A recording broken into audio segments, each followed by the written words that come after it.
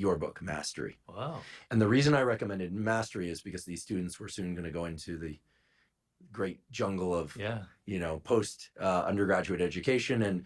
And for me, I found Mastery to be an absolutely transformative book, in that it taught me so much about how to learn from others, how to expect certain types of interactions when one kind of assigns themselves to a mentor, and vice versa.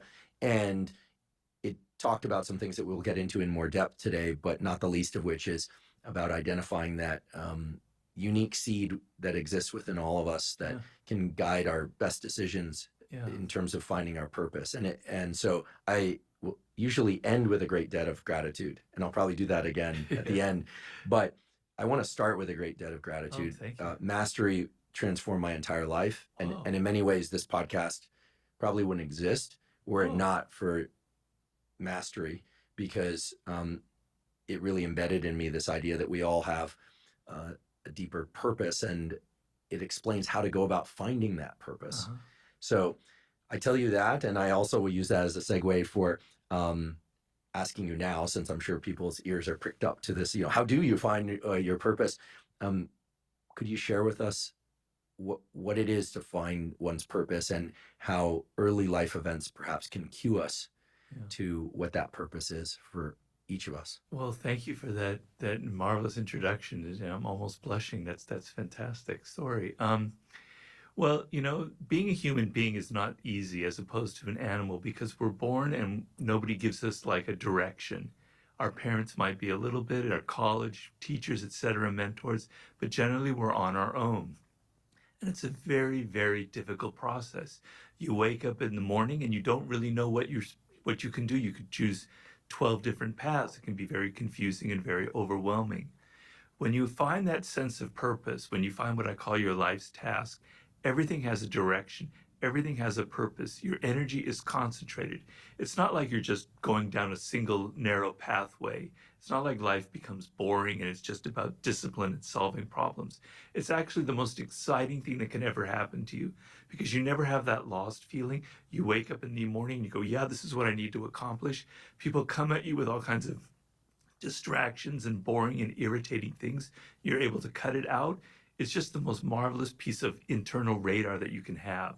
So I genuinely wish that everybody can find that kind of internal radar. And so it's not easy, and I understand that. There's no like instant formula, because we're all about instant formulas. It's difficult, and I want you to know that. So it's not like Robert can give me the answer in 3 minutes. No, I can't. But there's a process involved. It's not, a mystery. You can't follow a very singular process. And the idea is, you're talking about childhood. The way I like to frame it is, when you were born, you are a phenomenon. You are unique. Your DNA has never occurred in the history of the universe, going back billions of years. It will never occur in the future. Your life experience with your parents and everything that you experience in your early years going on up is unique. It's yours. You're one of a kind, right? So that is your source of power. To waste that is just the worst thing you can do in your life. And what the power is finding that uniqueness, what makes you you, and how you can mine that, and how you can go deep into it and use that to create a career path, right? And so I tell people, when you're a child, when you're 4 or 5 or even younger, you have what the great psychologist Maslow called impulse voices. They're little voices in your head that say, I love this, I hate that. I like this food. I don't like when mommy moves this way. I like when daddy comes from here. You're very cued into who you are and what you like and what you don't like. And these voices kind of direct you in certain ways, right? And when you're very young, they direct you towards intellectual, mental pursuits as well. And there's a book I recommend for everybody. It's Howard Gardner's 5 Frames of Mind. It's helped me immensely. The idea is, he talks about 5 forms of intelligence. Our problem is we think of intelligence as mostly intellectual, but there are many forms of intelligence. There's the intelligence that has to do with words. There's abstract intelligence that has to do with patterns and mathematics. There's kinetic intelligence that has to do with the body. There's social intelligence. He has 5 of them. And the idea is your brain naturally veers towards one of them. It can veer towards two of them, that happens, but generally one of them kind of dominates, right? And it's like a grain in your brain that's going in a certain direction. You want to go with that grain, and because that's where your power will lie. So when you're young, if you go back and think about when you were 4 or 5, you can maybe get a picture of some kind of direction or voice inside of you that was impelling you towards this. I know for me, it was words. I can remember when I was 6 years old, I was just obsessed with words, just the letters in words, almost like in this almost slightly schizophrenic way. I would spell words backwards. I would take them apart. I would do anagrams. I love palindromes, right? So I had a thing about words and language. It's very primal. Some people, Albert Einstein, when he was 4 years old, his father gave him a birthday gift of a compass. And he was just mesmerized by this compass. The idea that there are invisible forces out there in the cosmos moving this needle. And he's obsessed with the idea of invisible forces. Steve Jobs, when he was like 7 or 8 or maybe younger in Burlingame, California, his father, they passed by a store with technological devices in the window. And he was just hypnotized by the design of those devices and the glass tubes and everything. So he wanted to go in that direction. Tiger Woods saw his father hitting golf balls in the garage, and he was just like screaming with joy. He had to do that, right? I could give you a million different examples of this. Of course, these are people who are famous, obviously.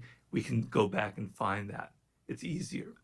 But what happens to you, and please cut me off if I'm going on too long here. No, please continue. Okay. Please. What happens to you is you're 7, now you're getting older, and you're starting to not hear that voice anymore. You're hearing the voice of your teachers telling you, you're not good at this field. You need to get better at math.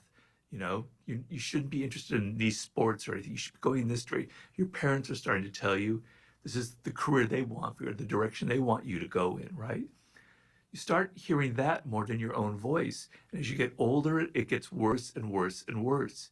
Then when you're a teenager, it's all about what other people are doing, your peers, what's cool, what's not cool, And that kind of is more, so all of this noise enters your brain and you can't hear that anymore. You don't know who you are. And so you go to college, you kind of maybe choose a major that seems practical that your parents want you to go into.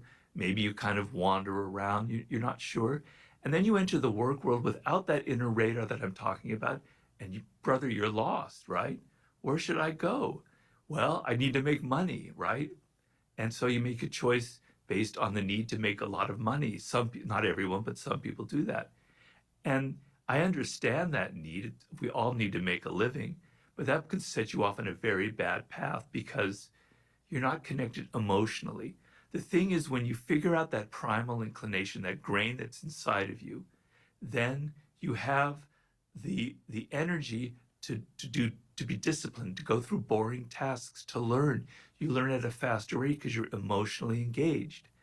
When you're emotionally engaged in a subject, the brain learns 2, 3 times, 4 times as fast as when you're not. I always give the example. In college, I studied foreign languages, which was kind of a passion of mine. For 3 or 4 years, I studied French, and then I went to Paris, and I couldn't speak a word. It was useless because it didn't teach me anything practical, right? I was totally confused. But I was in Paris and I loved it and I wanted to live there, right? And I had a girlfriend and I needed to speak French to her. And I can tell you in 1 month, I learned more than those 4 years of university because I wanted to, because I was engaged. My emotions were there. It was like I had to survive to learn French. So most of us, we don't have a need really to learn this subject. We're paying half attention. But when you find that thing that really connects to you, you're paying deep attention. Your emotions are engaged. You're learning at a much faster rate, okay? And so the thing is, how do you find that when you're older? When you're 21, I give people a lot of help, and it's usually not so difficult. We can go through that process. It gets harder when you're 30 and you've been wandering around, but it's not impossible. I didn't really find my exact path until I was 38, 39, to be honest. So there's hope. When you get 40 and you get 50, it gets more and more difficult, right? And it's very sad if you wasted that seed of uniqueness that I'm talking about. And I tell people there are ways of going back, and we go through a process like archaeology. We have to dig and dig and dig and find those bones from your childhood that indicated what you were meant to do.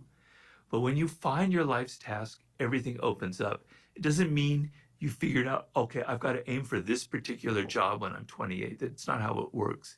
It gives you a sense of direction. You can try different things. You can experiment. You can have fun when you're in your 20s. You're going to learn skills. But it gives you an overall framework instead of, whoa, all of this confusion, this chaos, social media, the internet, I could go here, here, here. You're lost at sea. It gives you a very important sense of direction, a compass.